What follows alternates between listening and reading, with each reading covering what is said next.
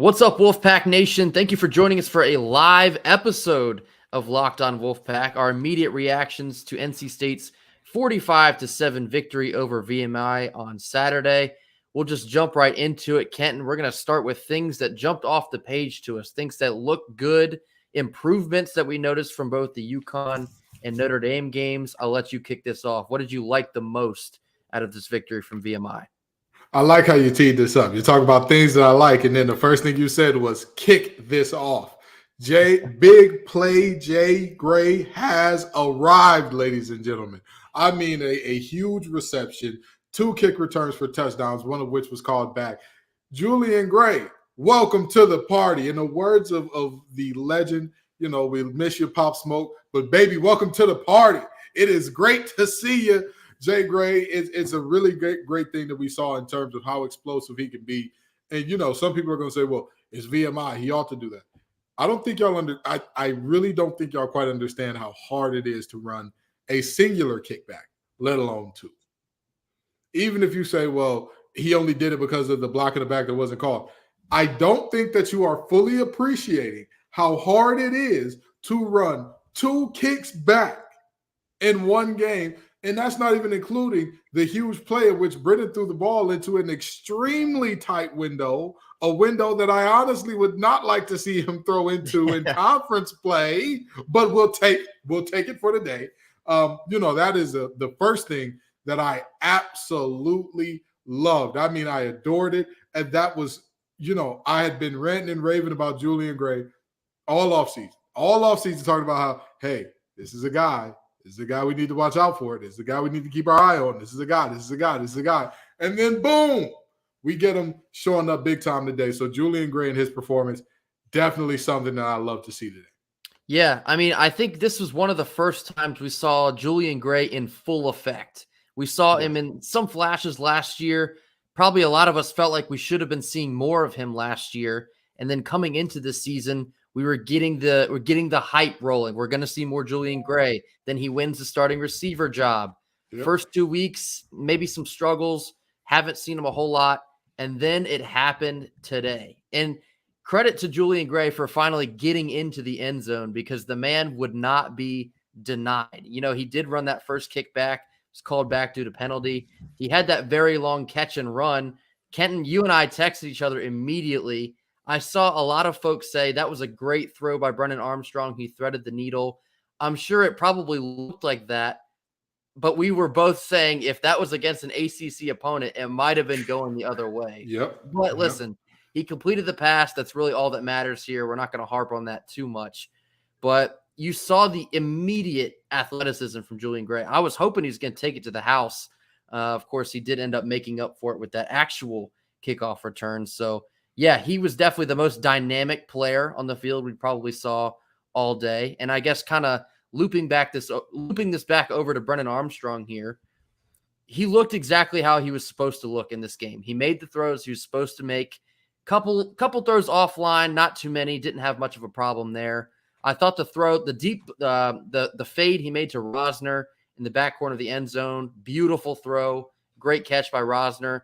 That was exactly what we were sold when Bradley Rosner committed to State. 6'4" body, tons of experience. He caught a lot of touchdowns at Rice.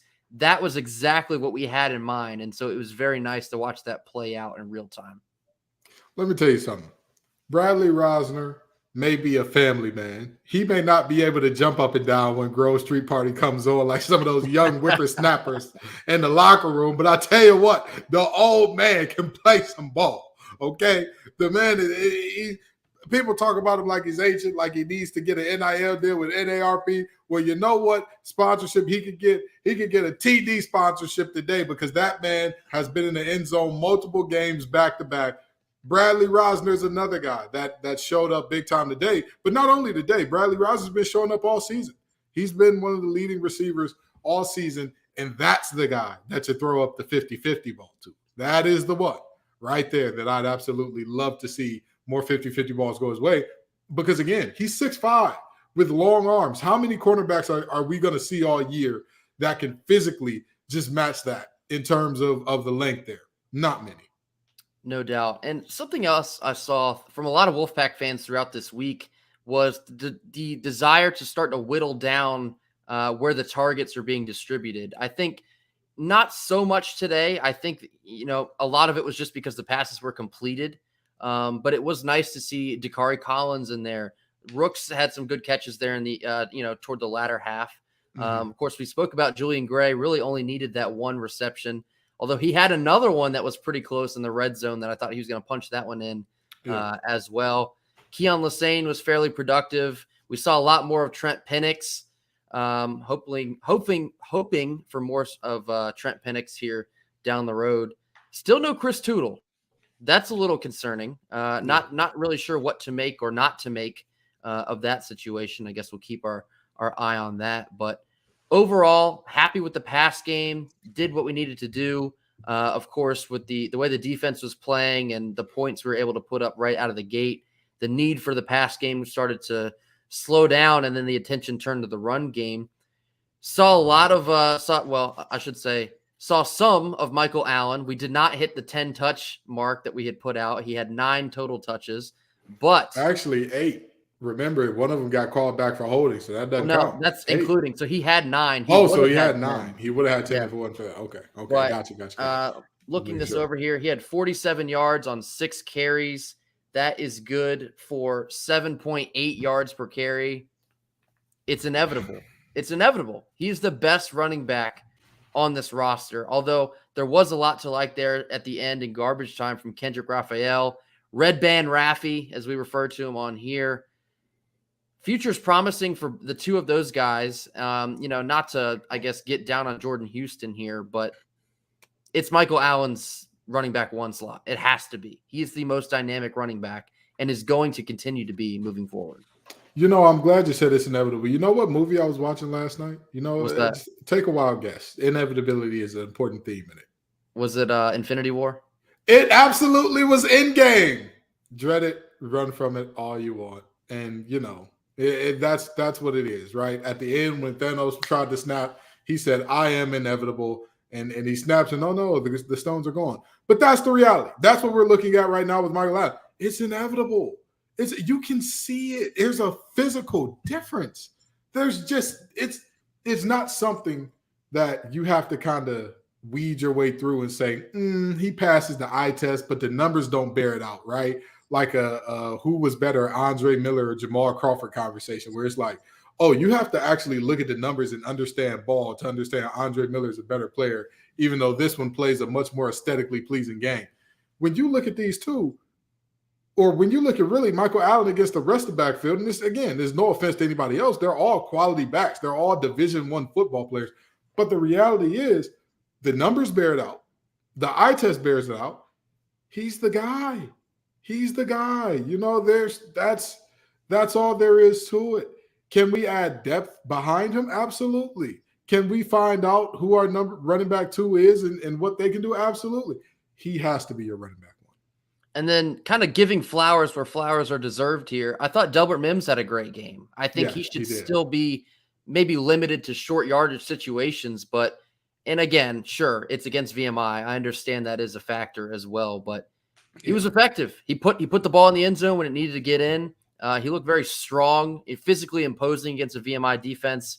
That is, of course, is to be expected. But I'm hoping to see a lot more of Mims, but maybe more so in the short yardage situations. As we're going to need some of that once we get into ACC play, where every drive matters. Every visit to the red zone is a big time deal. And so it's good to see Mims emerge as a red zone option here.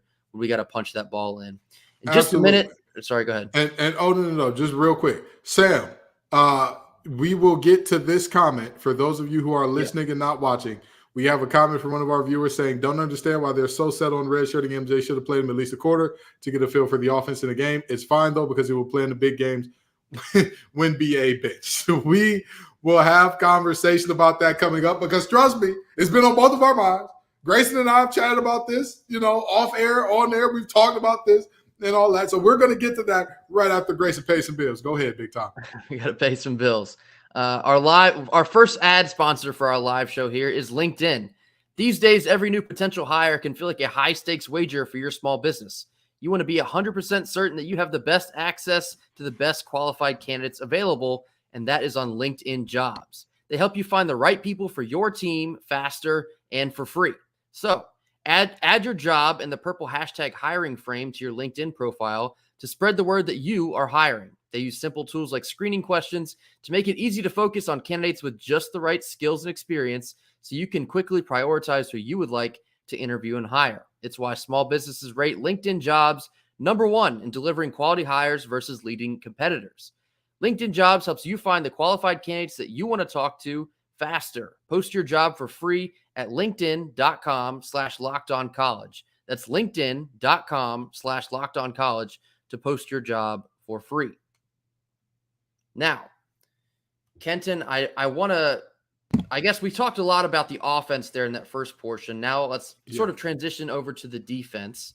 The run defense against VMI, outstanding, minus the one run where I believe it was the linebackers overran it just a bit, and they went for, I think it was like 24 yards. So failed against Kenton's Keys there on one play, but if you cut that portion out, they would have ran for, I don't know, maybe like 15 total yards. Run defense was excellent. VMI could not do anything on the ground, much like we anticipated.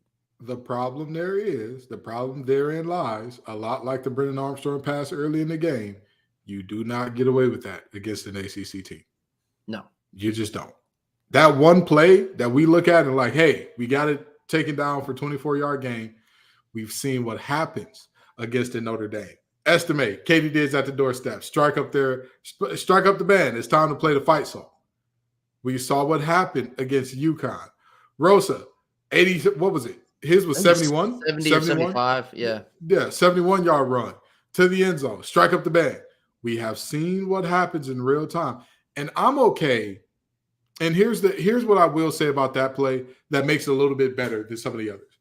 This play came off a missed tackle in the backfield instead of a true gap misalignment where, like, we just weren't there. Because to me, we can clean up the missed tackle, so that's what makes me excited. But we still allowed the 20-plus yard run. So that's the kind of downside about this thing. But all in all, I'll take it. And let me say this. There was a reason that we didn't talk about the defense in the first half because we didn't set this up to be offense defense. It was what excited us, what we liked, and what we didn't like.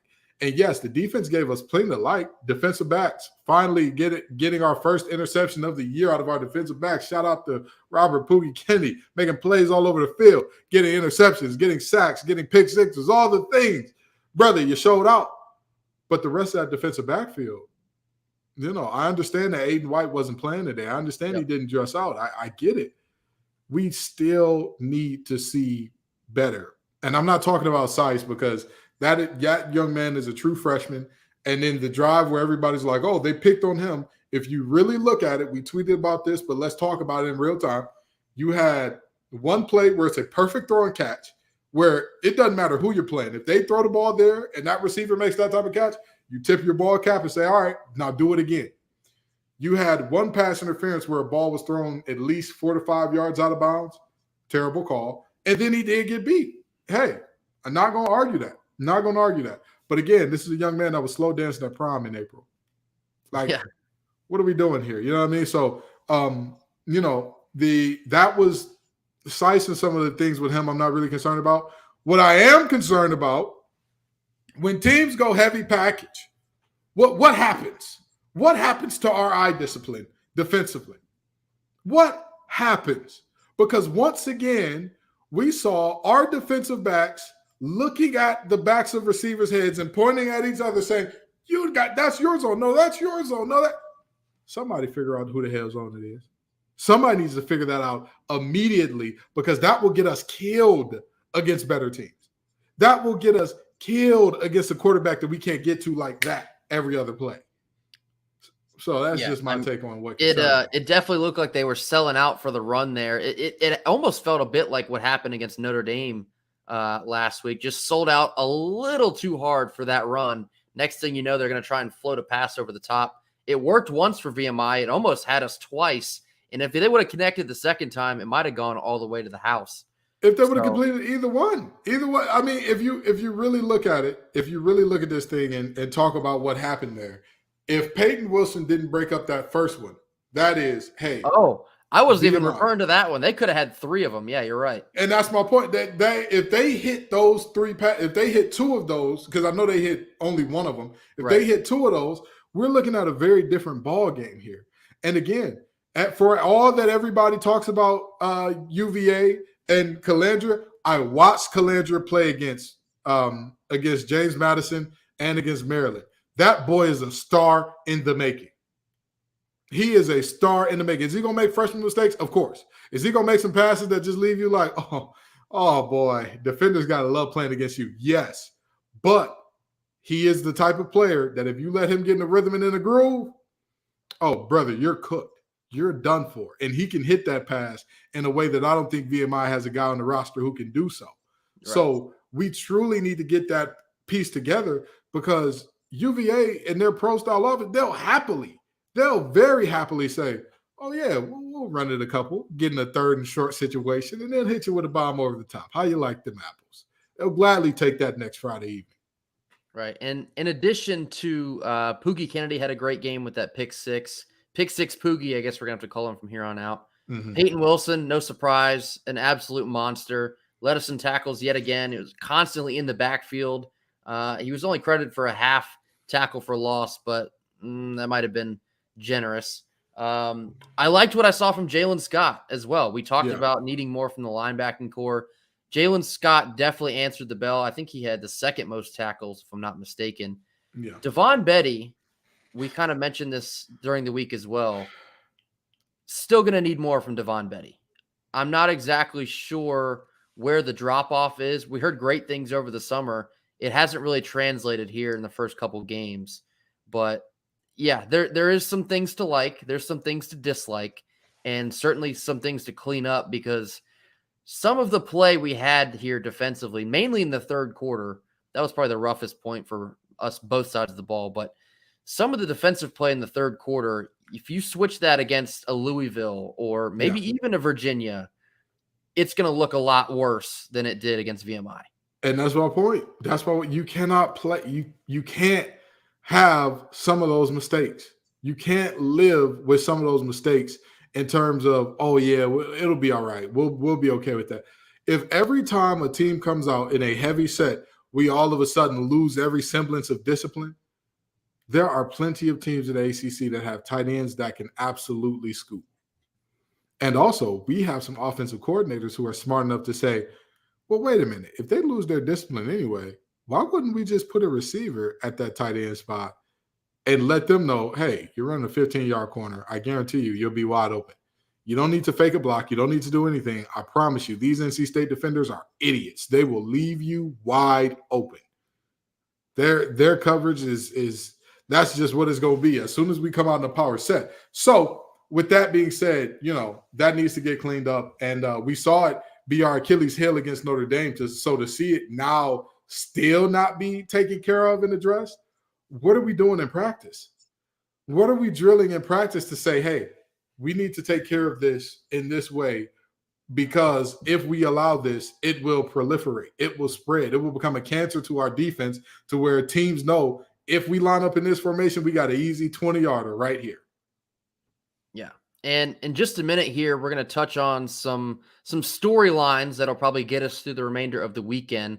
Of course, we'll go further in depth with this VMI game on Monday and Tuesday. But first, our second sponsor of today, that is FanDuel. Get ready for the NFL season with incredible offers from FanDuel, America's #1 sportsbook.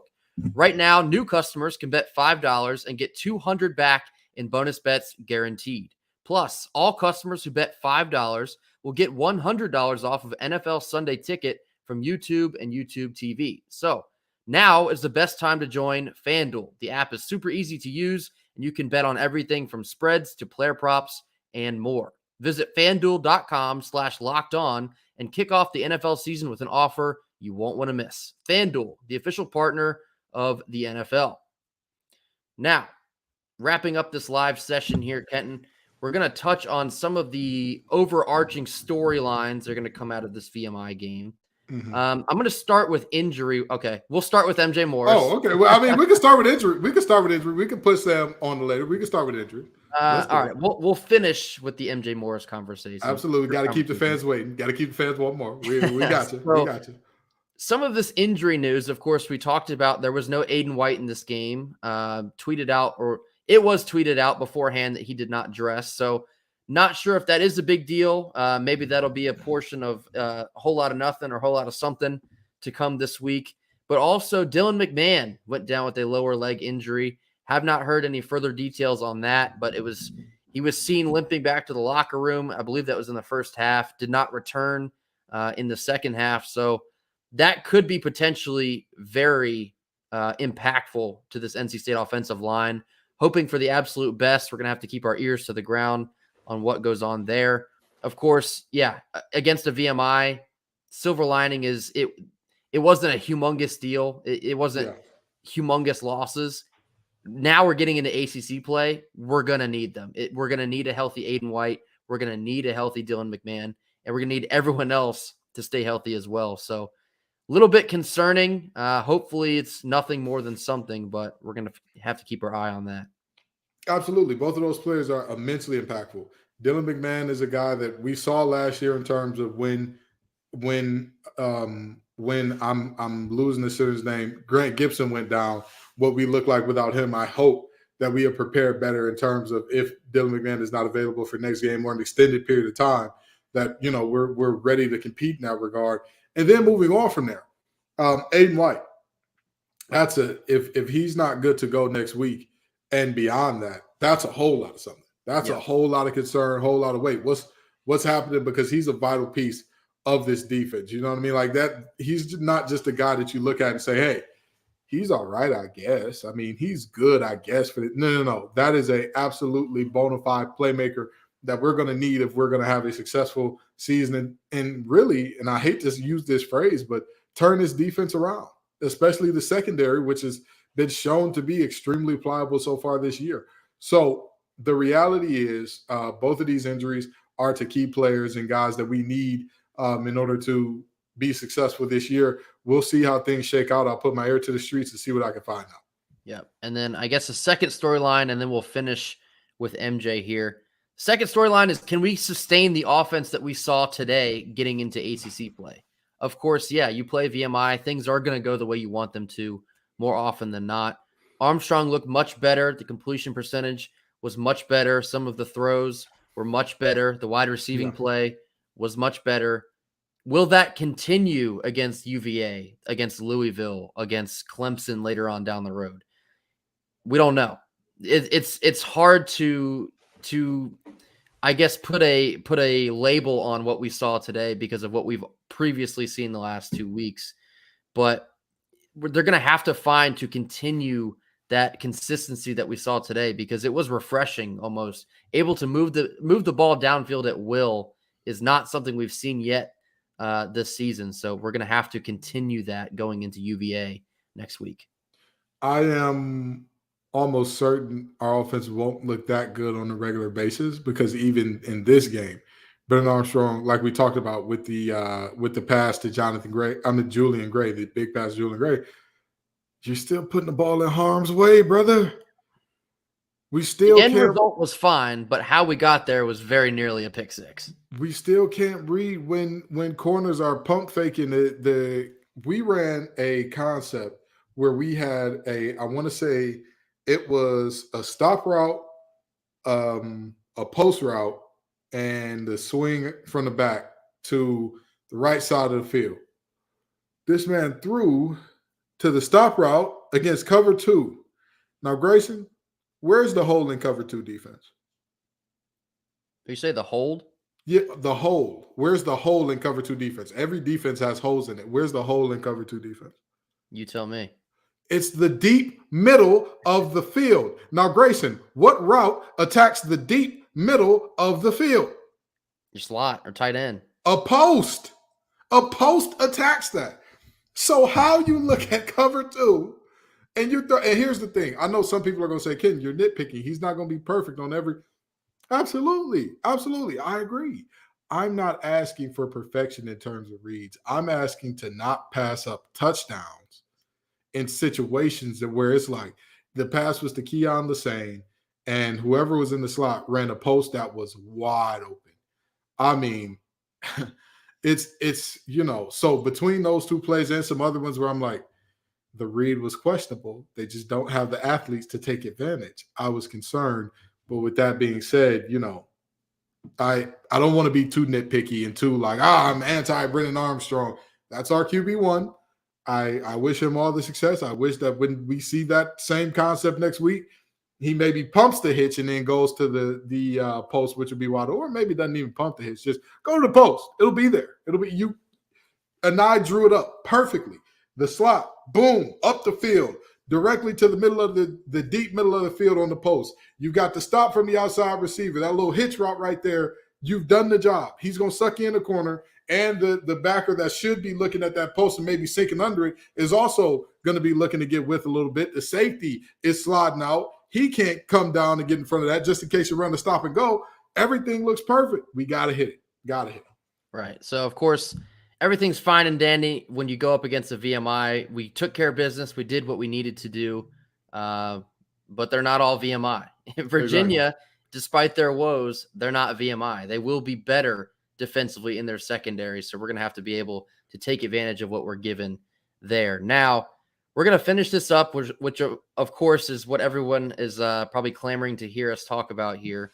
The MJ Morris situation. We had said during this week that we wouldn't be surprised if we see MJ in this game, being that we get out to an early lead and, the second and third stringers come into play. Of course, we did not see MJ this game. Now, the more I sit here and think on it, I think that makes a lot of sense. I think that very, very clearly says that they're not planning on using him unless they absolutely have to. The break glass in case of emergency type situation. I think there's probably some hesitancy based on what we endured last year, having to use 4 different quarterbacks to get us to 8 wins. So a lot of folks are not happy about this. I'm indifferent at this point. I think, if Brendan plays well, then yeah, there's no reason to bring in MJ to, I guess, effectively hand the ball off there at the end. So I don't know. It's I think it's probably less of a story than folks want it to be. The point being is,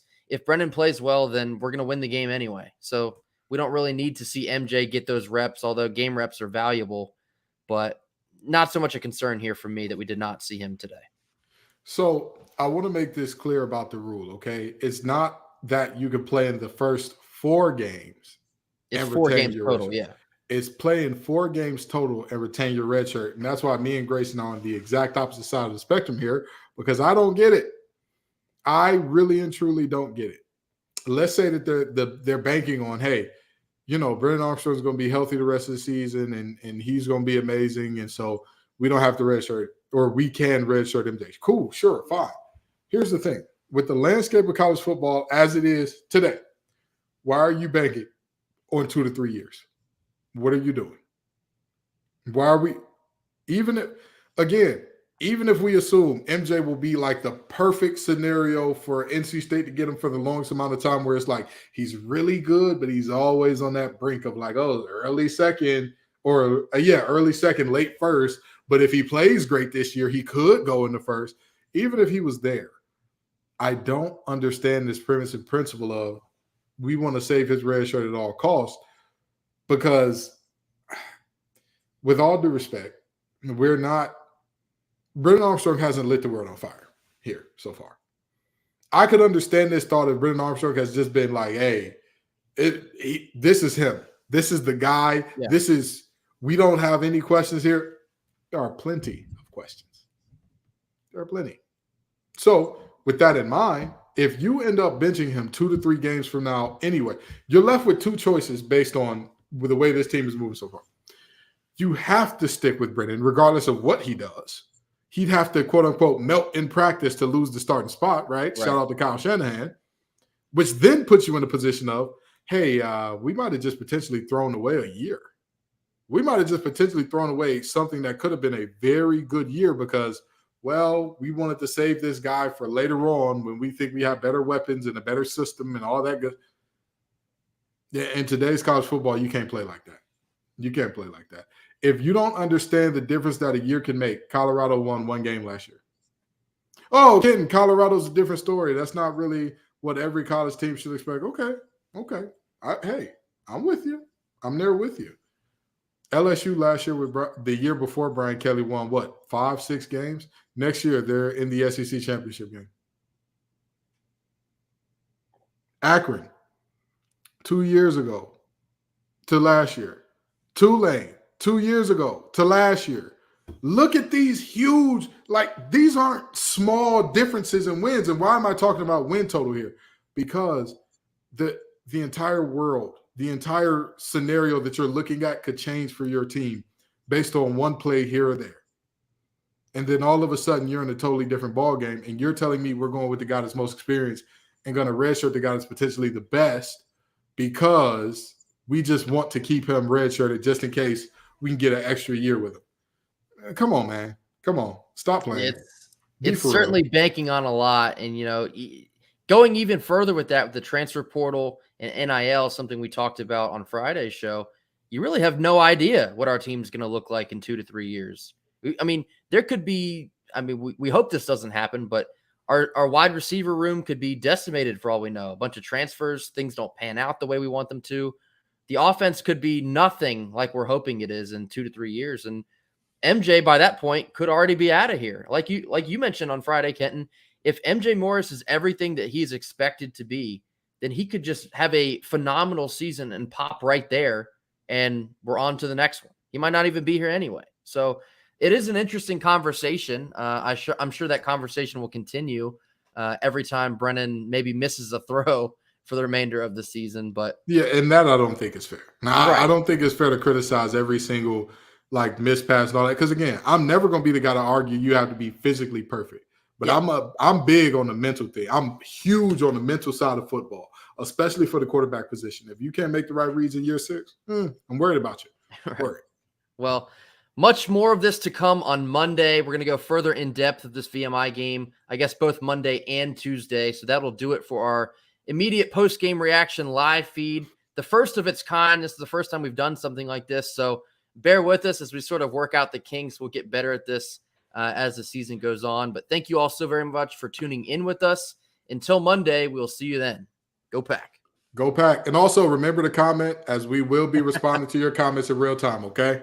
As always, comment, like, subscribe. We will see you all on Monday. Go Pack. Go Pack.